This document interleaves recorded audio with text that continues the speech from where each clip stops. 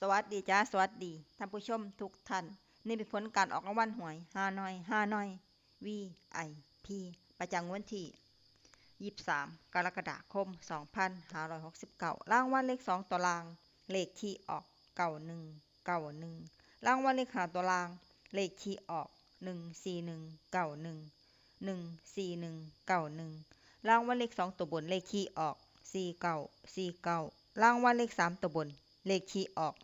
949 949รางวัลเลข5ตัวเลขที่ออก11949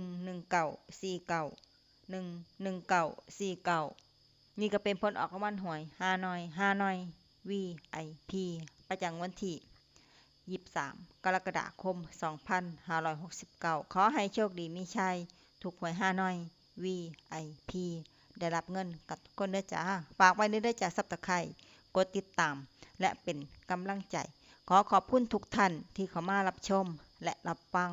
แล้วมาพบกันใหม่ในผลการออกหวยฮานอยในวันพรุ่งนี้สำหรับมื้อนี้ขอบคุณและสวัสดีจ้า